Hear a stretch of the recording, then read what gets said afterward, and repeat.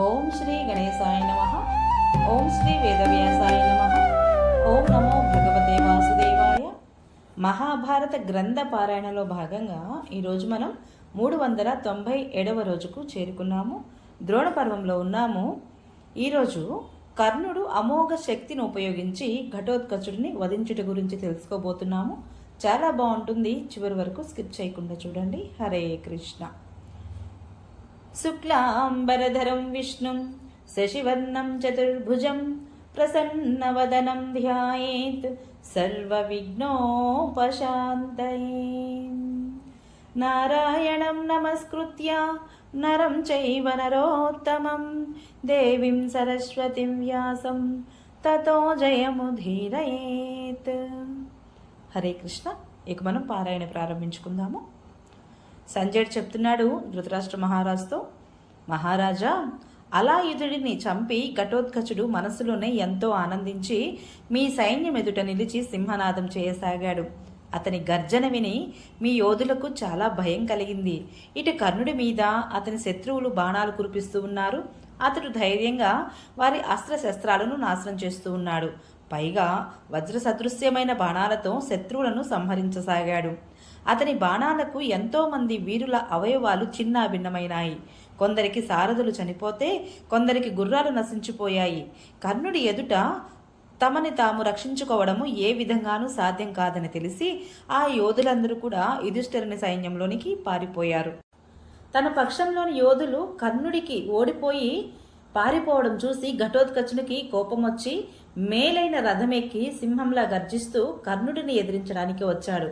వస్తూనే అతను వజ్ర సదృశ్యమైన బాణాలతో కర్ణుడిని నొప్పించాడు. ఇద్దరూ కూడా ఒకరిపై ఒకరు కర్ణి, నాచారము, శిలీముఖము, నాలీకము, దండము, అసని, వత్సదంతము, వరాహకర్ణము, విపాటము, శృంగం, క్షురప్రం మొదలైన వాటిని వర్షించుకోసాగారు. వారి అస్త్ర వర్షంతో ఆకాశమంతా నిండిపోయి ఉన్నది. మహారాజా, కర్ణుడు యుద్ధంలో ఎలాగూ ఘటోత్కచుడిని మించిపోలేకపోవడంతో అతడు ఒక భయంకర అస్త్రాన్ని ప్రయోగించాడు. దానితో అతని రథము, గుర్రాలు, సారథి కూడా నశించిపోయారు.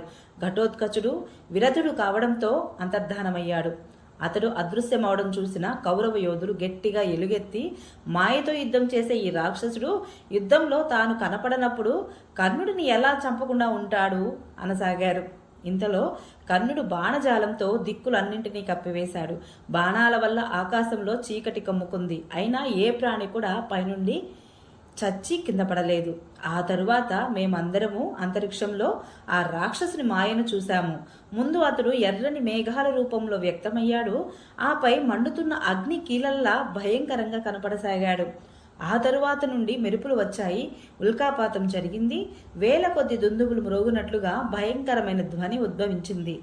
ఆ తరువాత బాణాలు, శక్తులు, రుష్టులు, ప్రాసలు, ముసలాలు, పరశువులు, కత్తులు, పట్టిసాలు, తోమరాలు, పరిగలు, గదలు, శూలాలు, శతఘ్నులు వర్షించసాగాయి.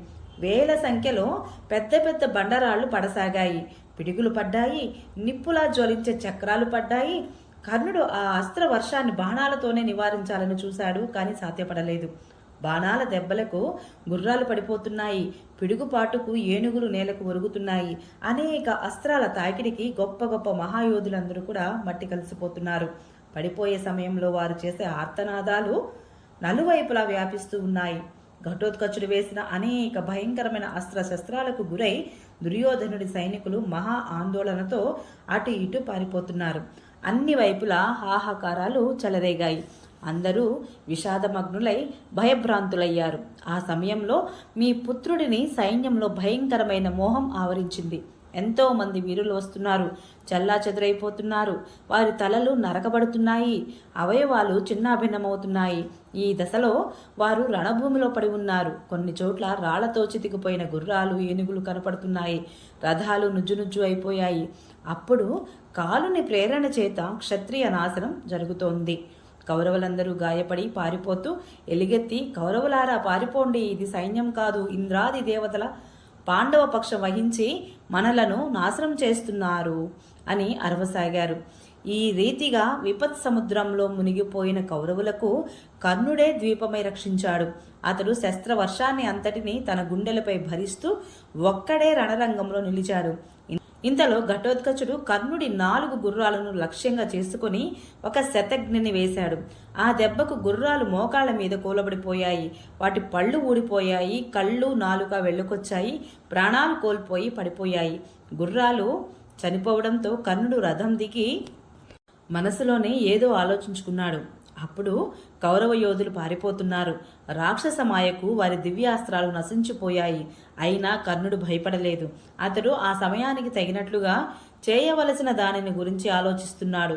అప్పుడు ఆ భయంకర మాయా ప్రభావాన్ని చూసి కౌరవులందరూ కలిసి కర్ణుడితో, సోదరా, ఇప్పుడు నీవు వెంటనే ఈ రాక్షసుడిని సంహరించు, లేకపోతే ఈ కౌరవులందరూ ఇప్పుడే నశించిపోతారు. భీమసేనుడు, అర్జునుడు మననేం చేస్తారు? ఇప్పుడు అర్ధరాత్రి వేళ ఈ రాక్షసుని ప్రతాపము విపరీతంగా పెరుగుతోంది కాబట్టి ఇతనినే నాశనం చెయ్యి. మాలో ఈ భయంకర సంగ్రామం నుండి ఎవరు బయటపడతారో వారే సేనా సహితులై పాండవులతో యుద్ధం చేస్తాం. కాబట్టి నీవు ఇంద్రుడిచ్చిన శక్తితో ఈ భయంకర రాక్షసుడిని సంహరించు. కర్ణ, కౌరవులందరూ ఇంద్రునితో సమానమైన బలం కలవారు. ఈ రాత్రి సమయంలో కౌరవులందరూ కూడా సైనికులతో సహితంగా ఎప్పటికీ మరణించకూడదు అన్నాడు. నిశీద సమయం. రాక్షసుడు కర్ణుడికి నిరంతరంగా ప్రహరిస్తున్నాడు. సైన్యము అంతటా అతని వల్ల ప్రమాదం వ్యాపించి ఉంది. ఇటు కౌరవులు బాధతో ఆర్తనాదాలు చేస్తున్నారు. ఇదంతా చూసి విని కర్ణుడు రాక్షసునిపై శక్తిని ప్రయోగించాలని యోచించాడు. ఇక అతడు శత్రువుల యొక్క అఘాతాలను సహించలేకపోయాడు. అతనిని వధించడానికి కర్ణుడు వైజయంతి అనే పేరు గల సహింపశక్యం కాని శక్తిని చేతిలోకి తీసుకున్నాడు. మహారాజా, ఎన్నో ఏళ్లుగా కర్ణుడు అర్జునుడిని చంపడానికి సురక్షితంగా దాచుకున్న శక్తే ఆ వైజయంతి.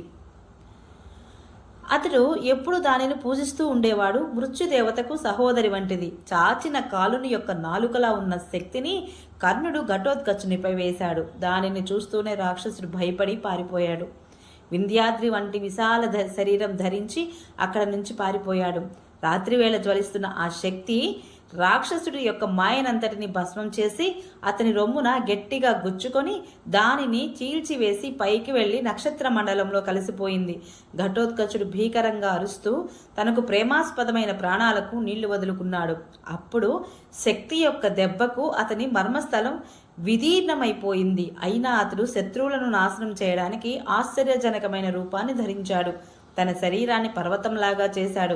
అటుపై కింద పడ్డా అతడు చనిపోయి కూడా తన పర్వతాకార శరీరంతో కౌరవ సేనలోని ఒక భాగాన్ని సంహరించాడు. అతని శరీరం కింద ఒక అక్షౌహిణి సేన అణిగిపోయి మరణించింది. ఈ రీతిగా అతడు చనిపోతూ కూడా పాండవులకు మేలే చేశాడు. మాయ నశించింది, రాక్షసుడు చనిపోయాడు. ఇది చూసి కౌరవ యోధులు హర్షనాదాలు చేశారు. దానితో పాటే శంఖాలు, బేరీలు, డోలులు, నగారాలు మోగాయి. కర్ణుడిని ప్రశంసించసాగారు అందరూ. అతడు దుర్యోధనుడి రథమెక్కి తన సైన్యంలోనికి ప్రవేశించాడు కర్ణుడు. ఓం నమో భగవతే వాసుదేవాయ. ఈరోజు పారాయణ ఇంతటితో సమాప్తం. రేపటి రోజున మనం మరలా ఘటోత్కచుని మృతికి భగవానుడు సంతసించుట, భగవానుని వలన కర్ణుడి బుద్ధి మందగించుట గురించి తెలుసుకోబోతాము. హరే కృష్ణ. ఈ వీడియో మీకు నచ్చినట్లయితే please subscribe my channel, like, share, comment please. Thank you.